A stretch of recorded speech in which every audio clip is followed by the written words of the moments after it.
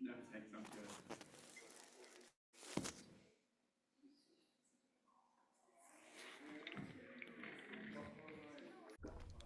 Good morning, everybody.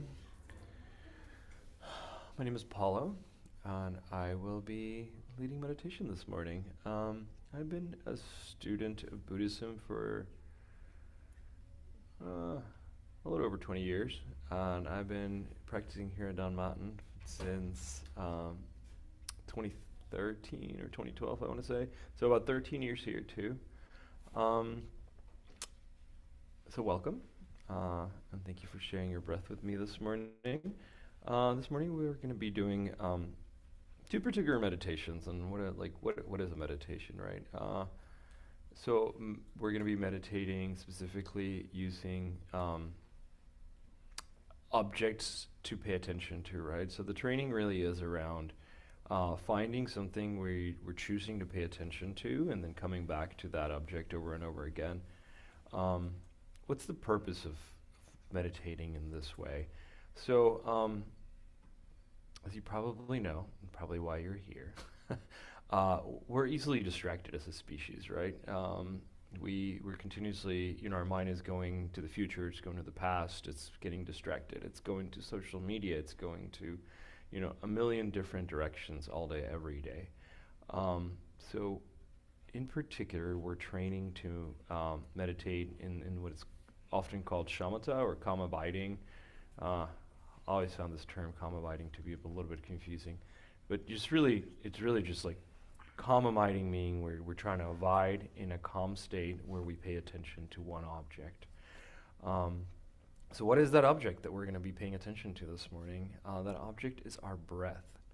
The neat thing about our breath is that it's always with us, right? Like if we have a human body, you have a breath, so it's always there.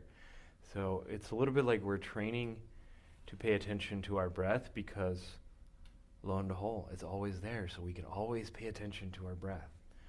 Um, I think something that is often lost to us as Westerners is that traditionally in Tibet, it is recommended to do short and sweet meditations, right? I mean, today's we're going to be doing a little bit longer. I'll try to break it up. I'll talk a little bit about that in a second. But, we think that if you're not going to sit down, meditate for half an hour, like, oh, I'm not going to do it at all. And if I'm not going to do it in this nice little, you know, monk's robes colored mat and a safu, I can't meditate, right? Like, oh, my modern chair from IKEA is not good enough. Uh, that's just not true. It's okay to meditate anywhere, anytime, and it's okay to do it for 10 seconds, 30 seconds, right? Just like, oh my God, I'm really overwhelmed about XYZ right now. Can I just like stop and pay attention to my breath? Again, another neat thing about our breath is not only that it's always with us, but it's a direct connection to our body, and our body's always here and now.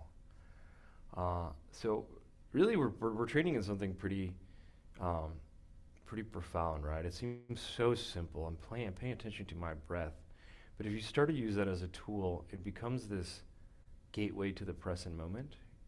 Um, and I think, you know, Tibetan, really Buddhist of all times have known this, and that's why it's such a huge pillar of Buddhist practice is just learning how to pay attention.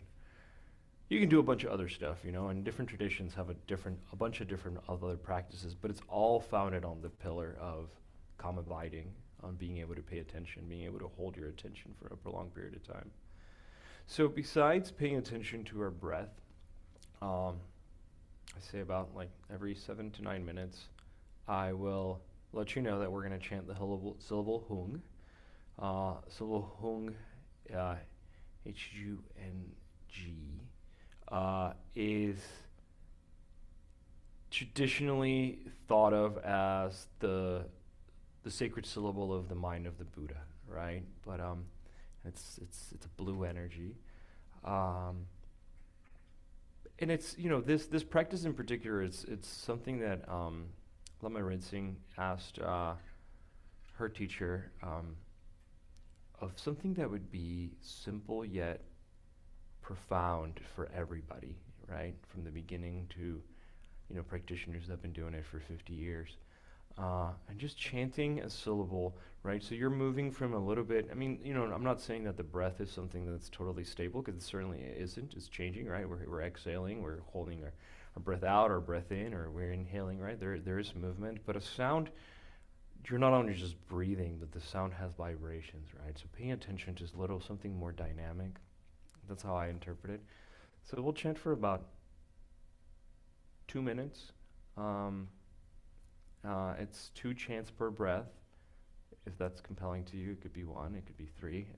It's like no need to be dogmatic. And just pay attention. Like, I'll invite you to be curious throughout like, how do you feel? What is it doing to your mind, your body? And maybe you're like, that did nothing for me. Cool. You noticed. You were paying attention, right? It's a little bit what we're doing here. Just learning how to pay attention, learning how to stay present. All right. I'll quit talking and we can jump into it.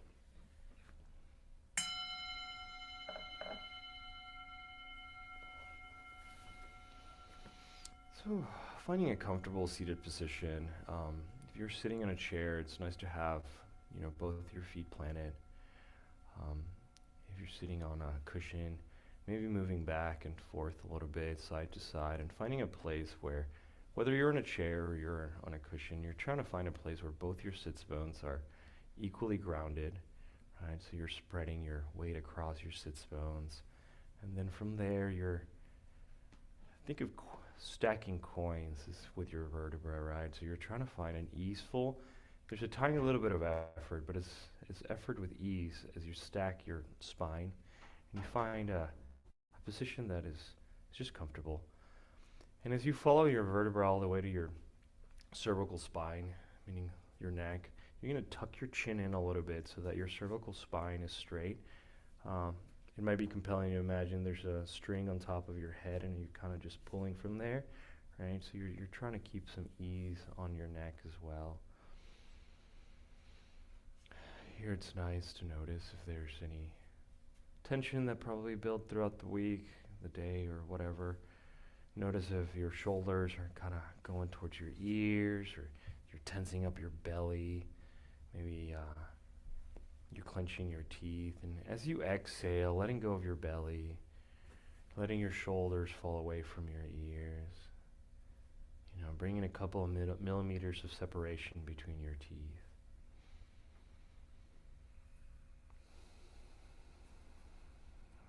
And just noticing your breath as it comes in. Maybe you notice it at the tip of your tongue, your nose. Maybe it's at your throat.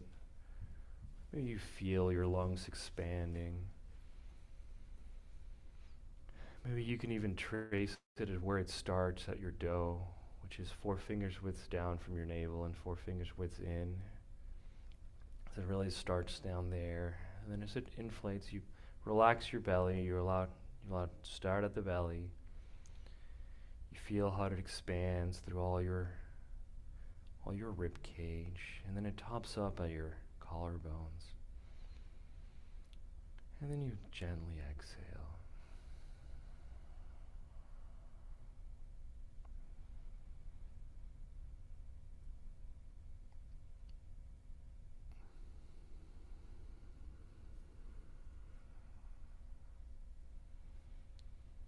Paying attention to our breath is just letting our mind come home to our body, to the present moment.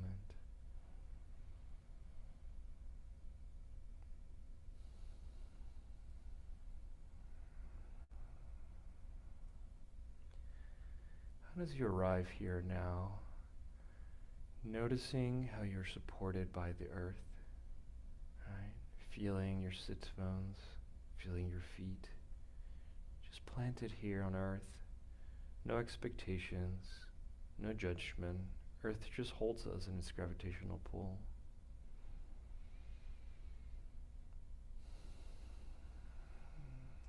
Just feeling supported by that.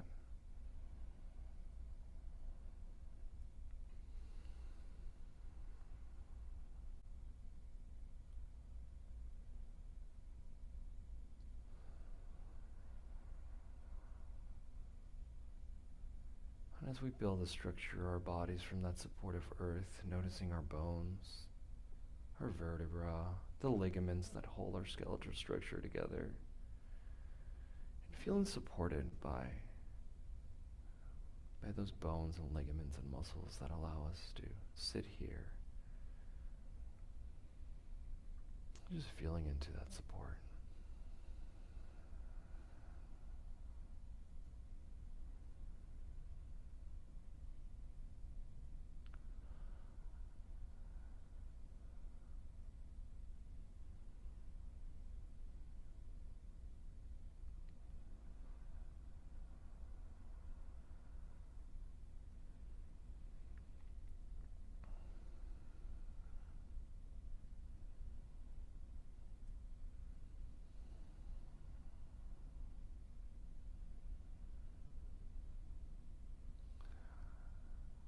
And then at a more subtle level, feeling into the core of our beings, what's known as the central channel in traditional yogic cultures. It starts at our do, which is 4 fingers widths down from our navel and 4 fingers widths in. And it goes to the top of our head, straight right in front of our spine. Traditionally, this is believed this is where our consciousness resides. So feeling supported by the fact that there is awareness, there is consciousness in our body in this central channel.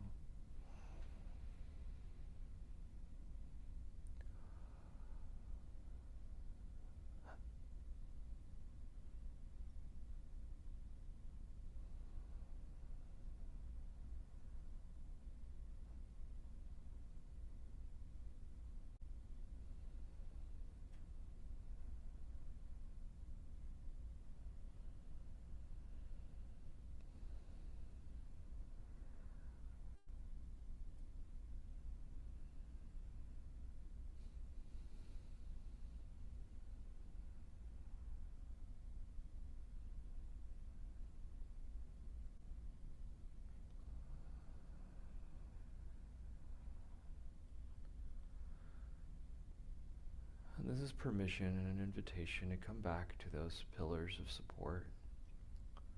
The ground, earth, our skeletal structure, and our central channel. Anytime throughout this meditation, but anytime throughout your day that you feel unsupported, frazzled, destabilized, just remembering that those pillars of support are always there with you.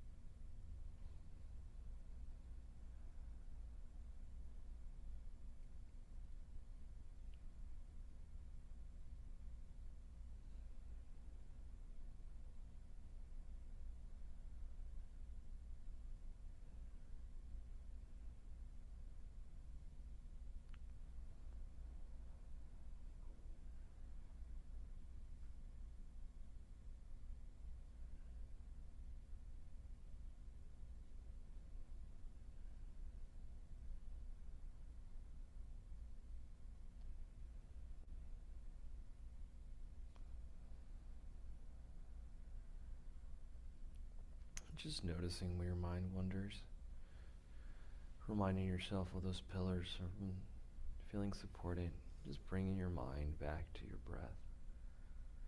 It is okay to get distracted. It's normal. That's what we're doing here. We're training. You don't get distracted, you can't practice.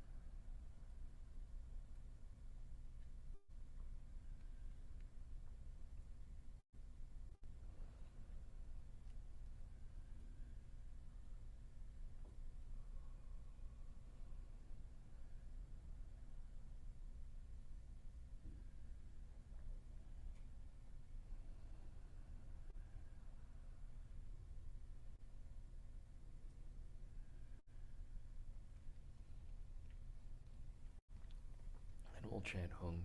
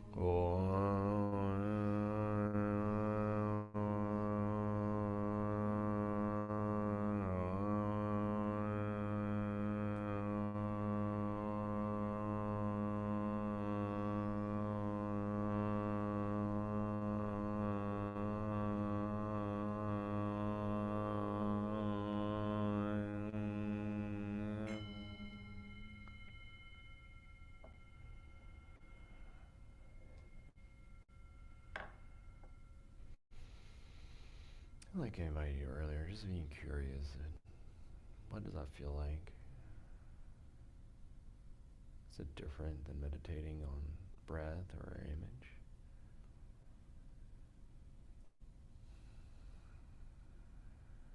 There's no right answers.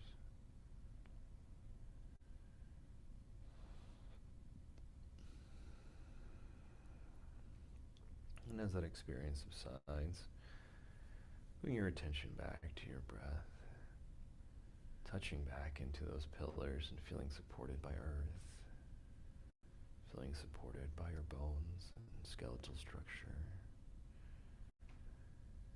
Feeling supported by your central channel.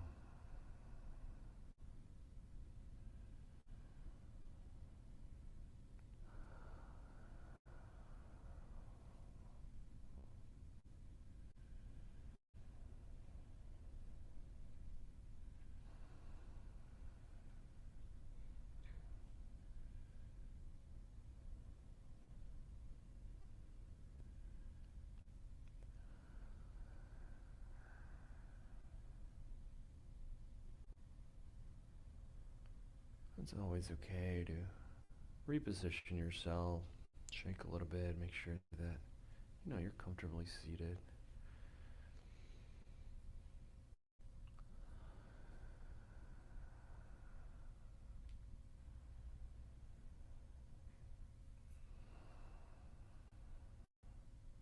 You can get a little bit dogmatic about wanting to be in one pose for the entire time, but I believe that if we're going to keep coming back to meditation, it has to be pleasant. It has to be, you can't let your body hurt. So it's okay to move a little bit from time to time.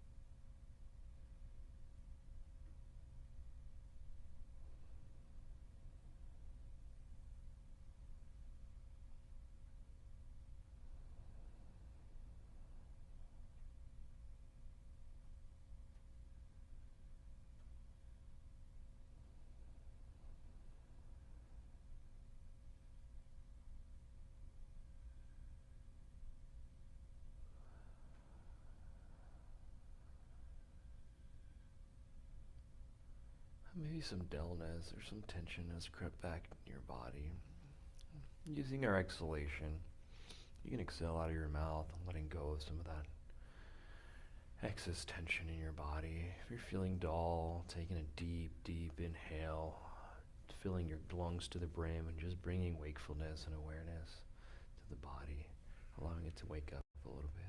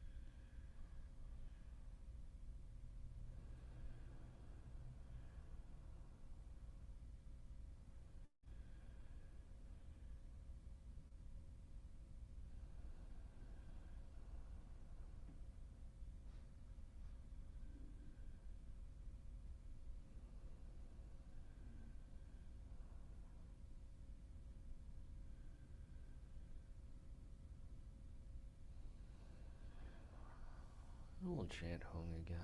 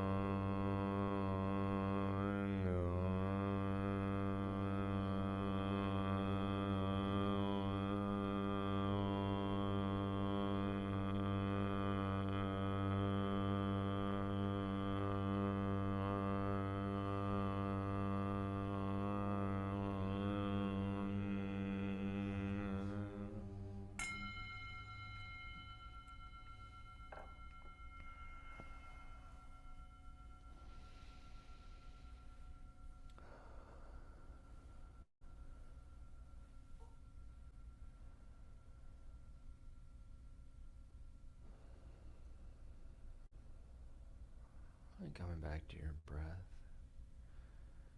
anywhere you might feel it. Maybe it's your nose, maybe it's your throat. Use the expansion and contraction of your lungs.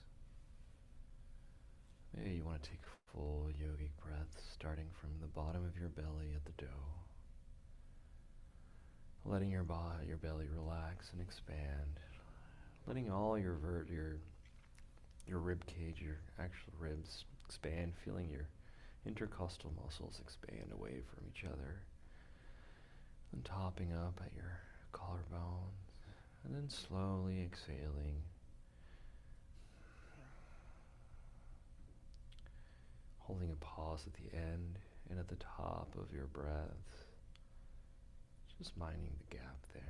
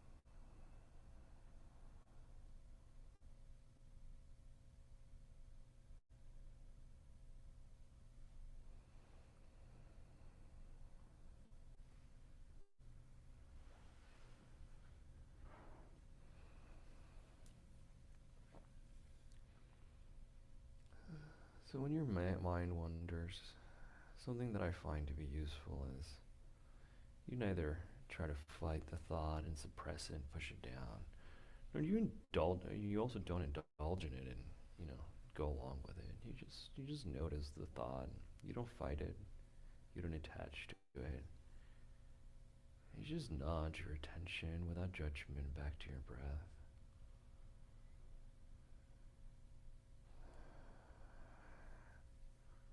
It's a little bit like letting your dog off leash in a gated park. You don't gotta do anything about it. You know, your thoughts are like your dog. Just let him loose and be present to your breath.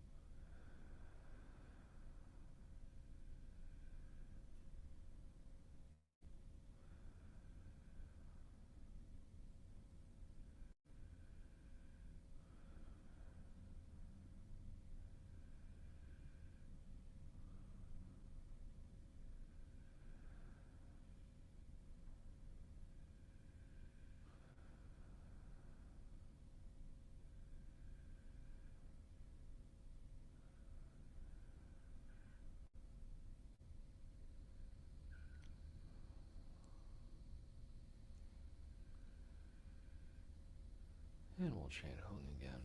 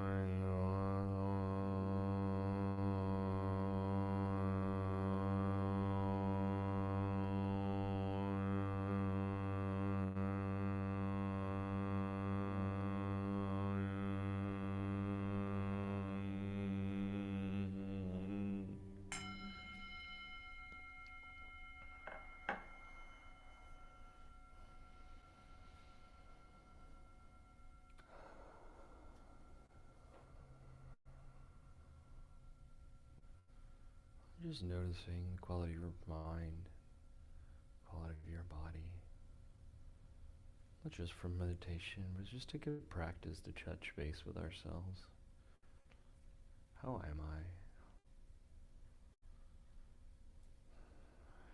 Did I let too much tension into my left shoulder last night? Yeah, maybe. Can I inhale and find some space there? Can I exhale and let some of it go?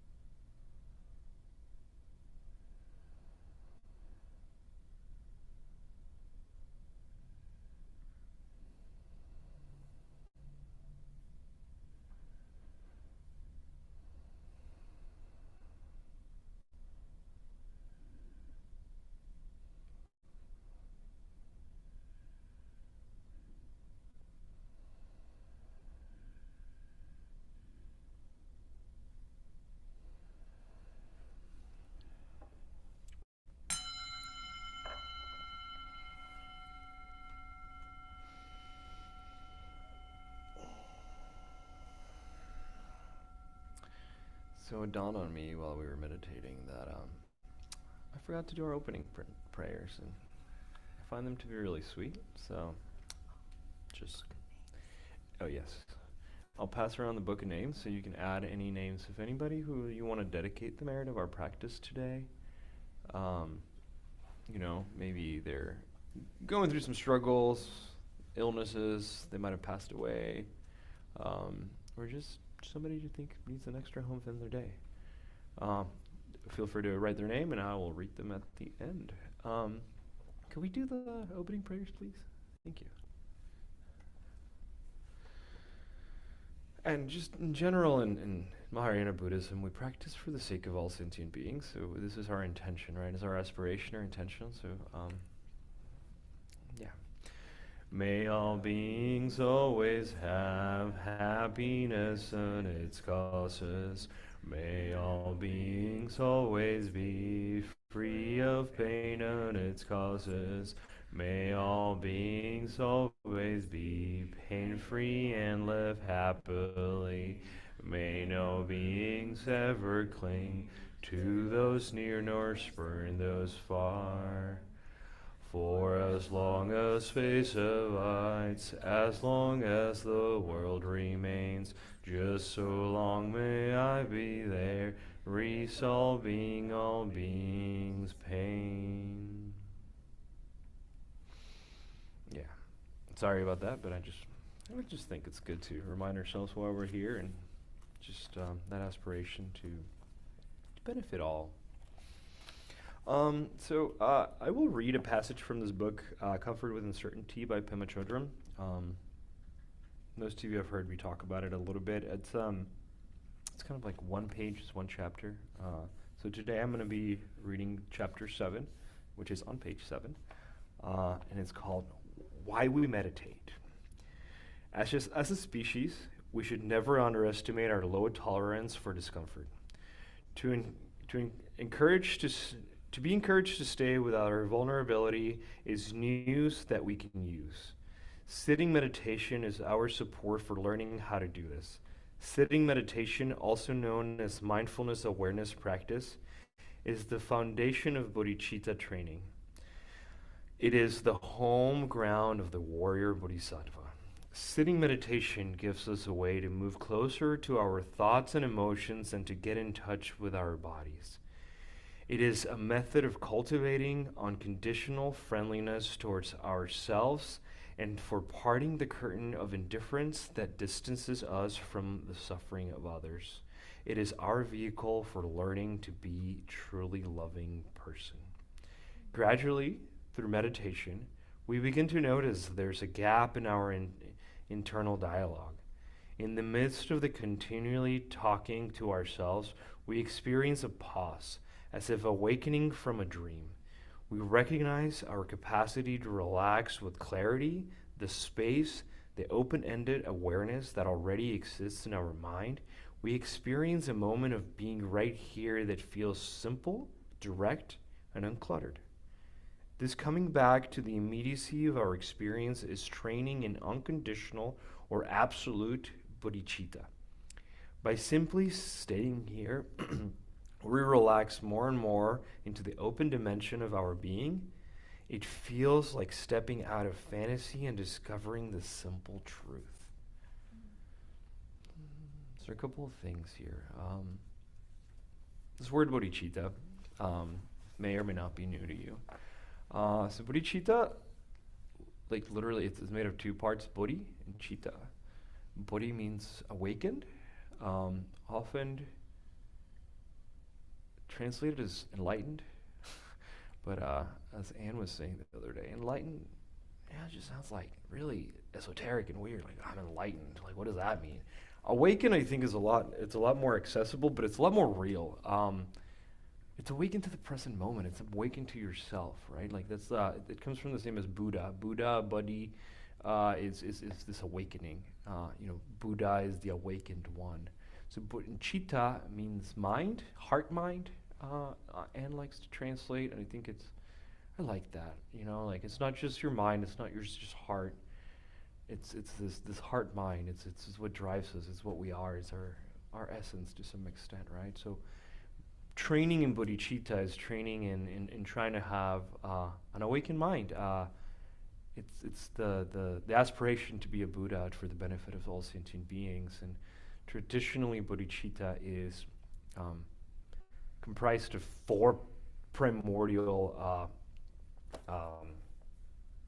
attributes. I mean, I'm sure we could sit here and talk about other attributes of it, but traditionally it's imbued with love. It's imbued with joy. It's imbued with compassion, and it's equanimous, right? It doesn't divide, me, other, mine, right? And it's not just directed outwardly, right? As Westerners, we gotta be reminded, bodhicitta is also directed at ourselves. We need to be compassionate and loving and joyful to ourselves too, right? So, in meditation, we try to open that space for it, like. Step away from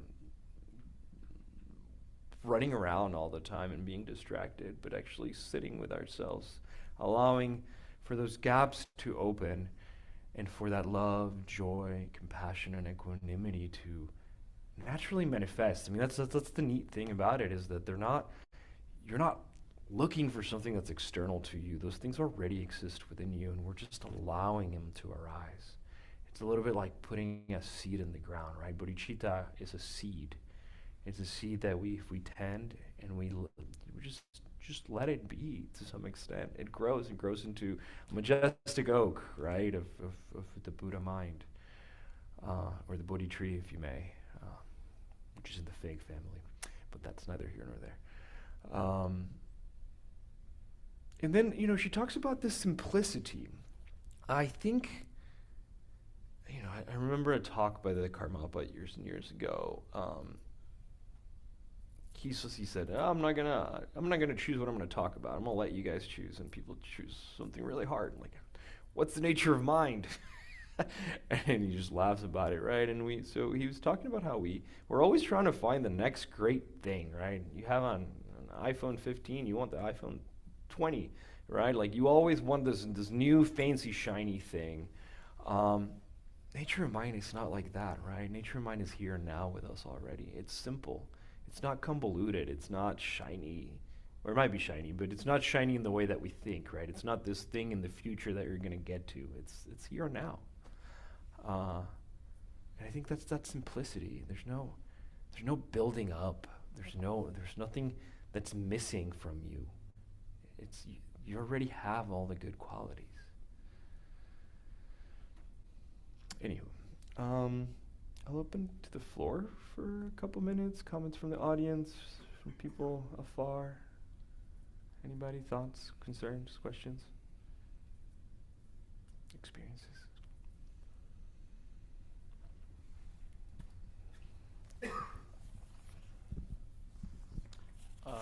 Hi, my name is Reed. I just think it's really interesting about the meditation, how I've like meditated for a long time, but it feels like it's better kind of going back and forth between the silent meditation and then the chanting, since it sort of focuses you in a sense. So I think that's interesting to me, that it's more relaxing and focusing to switch kind of back and forth as opposed to just, doing like one long silent meditation, like you said, shorter sessions. So. Absolutely. Yeah, I mean some of it might be just like the nature of the two different meditations together, but I suspect that it's also that, cutting it, it's freshness, right? Like it's so easy to sit there for, I mean, it's not so easy there to sit for 20 minutes. I'm not I'm not suggesting that. But like when you are doing that, like this dullness creeps in, right? And you just Yeah. or you're like lost in like what am I going to have for lunch? Right? Right, yeah, stuff always pops up. hmm So when you break it up, it helps. I mean, you might try if you have like a meditation app or whatever, like a timer. I guess you don't need an app. You can just have a timer. Yeah. You time yourself. Whatever works for you. 30 seconds, 1 minute, 5 minutes, right? I just remembered like the very first Dharma talk you and I went to in Mexico City. Lama Tony was talking about how when he was training in Tibet, his teacher would drop rocks every 5 minutes, like right in front of him, to like break his meditation. And that was traditional training. Like I don't even remember what school it was from, but it was traditional training in Tibet. It was like the teacher would throw a rock across the way to like break your dullness. So there's something there.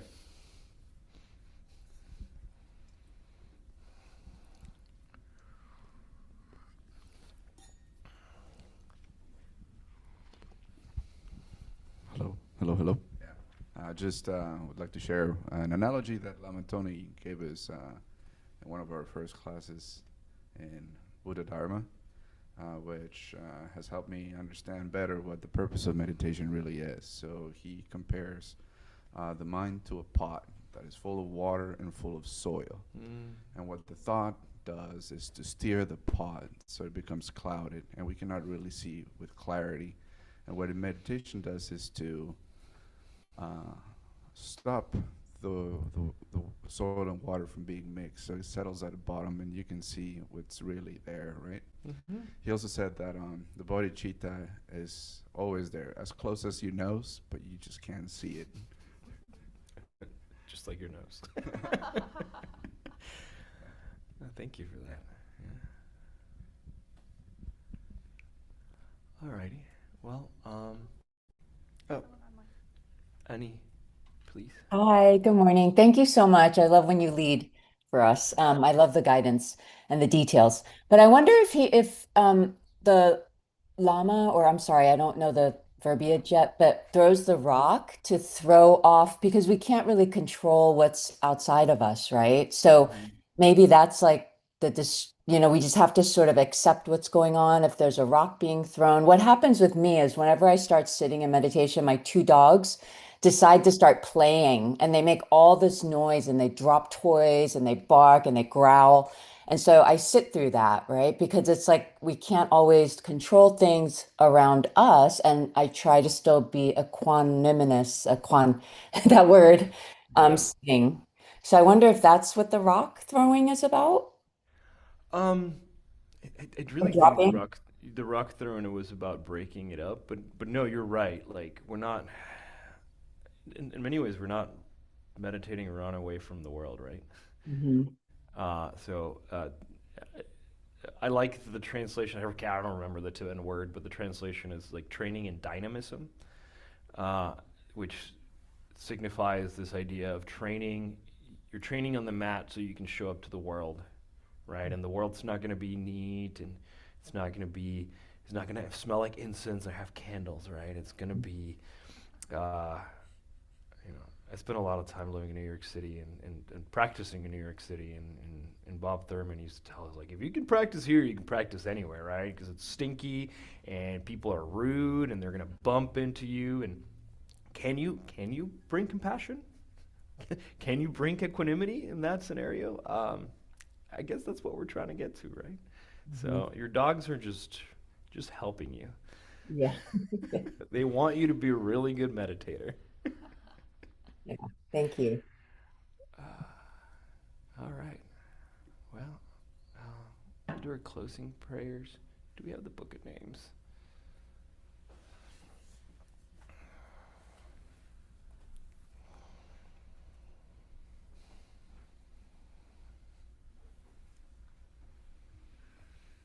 Thank you. By this good may I swiftly once become a great guru, lead all beings, everyone, to reach to that very ground. With all of you in mind we light this lamp of clarity. May the glow of love, wisdom shine within us everyone, till we all rise forth born in one enlightened mandala.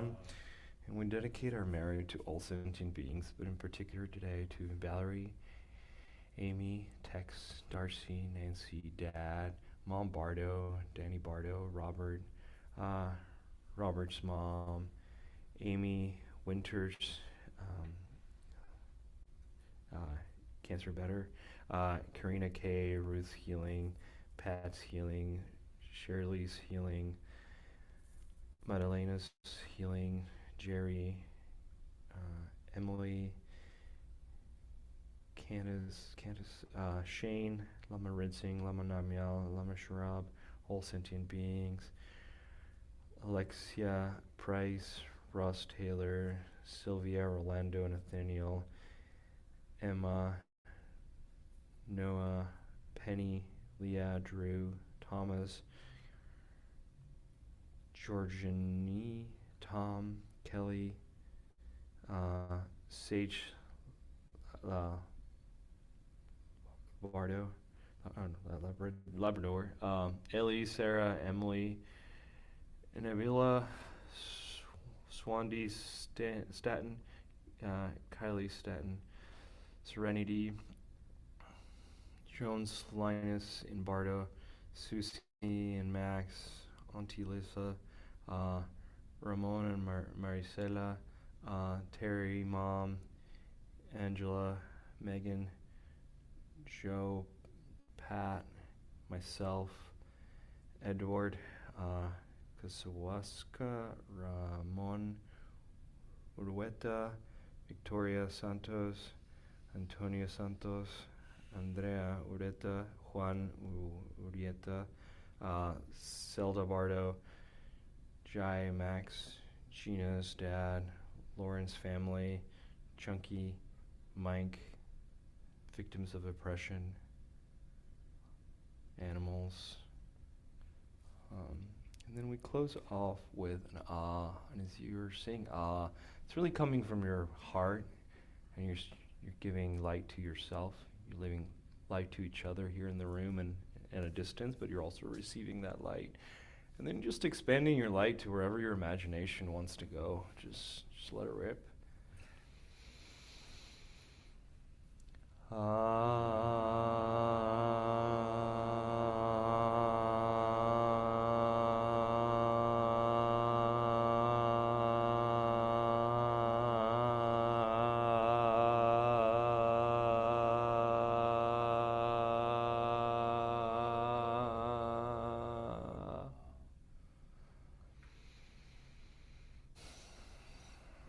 Thank you again for sharing your breath with me this morning.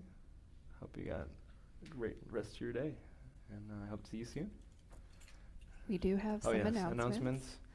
Yeah, and I'd just like to say, Dawn Mountain does some really cool stuff, and it is a non-for-profit.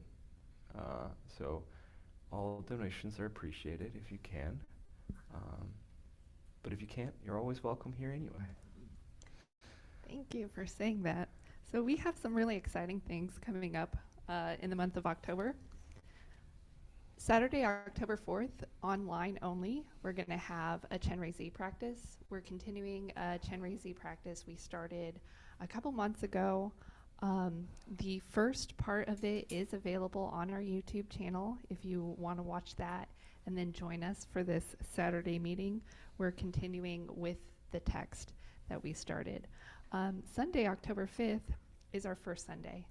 First Sunday, we have yoga at 9, meditation at 10, a teaching from 11 to 12:15, and then we have a free lunch together here.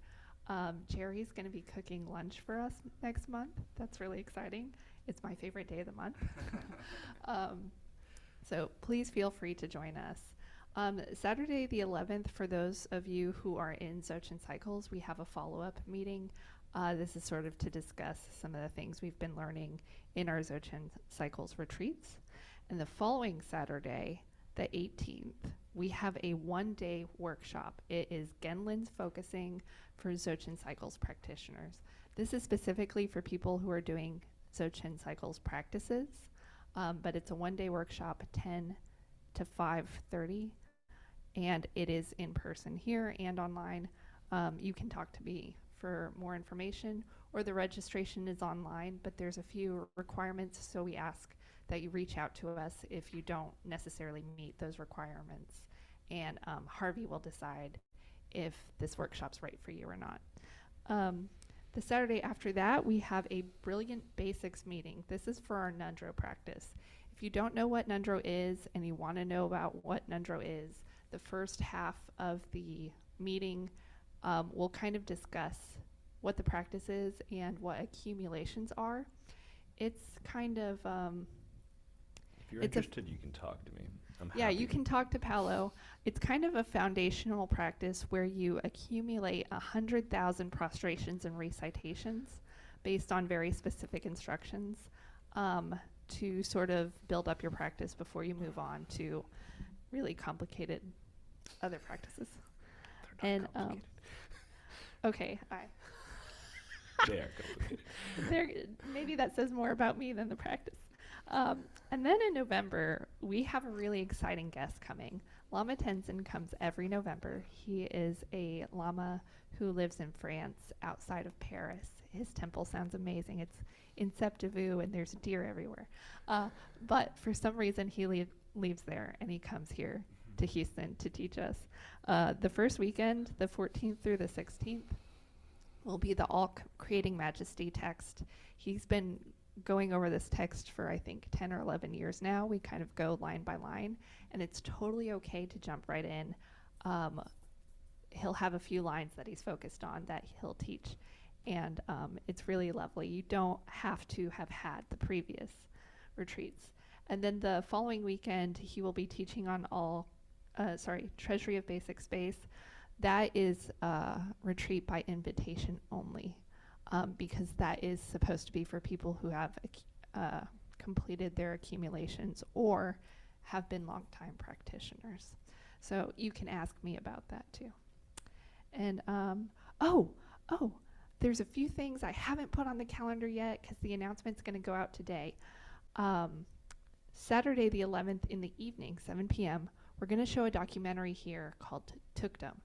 It's about a phenomenon that happens with advanced meditators where they pass away during meditation, but the body maintains its posture and its warmth for many days after death. They say that they are continuing to meditate beyond their passing. I'm really excited to see this documentary because it's never heard this thing before. It sounds very interesting to me. And the film director will be here for a Q&A. So that's here, 7 p.m. The registration will go out today. We are doing sliding scale, $10, $15 to $20. And cannot guarantee, but if we get lucky, St. Philip will let us borrow their popcorn machine, and we will have a popcorn bar with all different kinds of toppings and stuff. So please join us. And then on one of the Sundays, don't remember which one, the announcement will go out today. There's going to be a meeting for the European Sangha to discuss the upcoming European events. So it's a lot. I'm sorry. Is everything on the portal? Almost everything's on the website. It's gonna get thrown on the website at the end of today. Okay. Yeah, so everything will be online. You'll get an email in our social media, and we now have a WhatsApp channel, and I'm going to be posting announcements on WhatsApp. So thank you. 21st century. Yeah. Thank you guys so much, and everybody have a wonderful day. Oh, one more. I'm so sorry. The weather is nice, and if the weather's nice next Sunday, we're doing yoga outside. So please come prepared with your outside clothes. Okay? Thank you. Bye.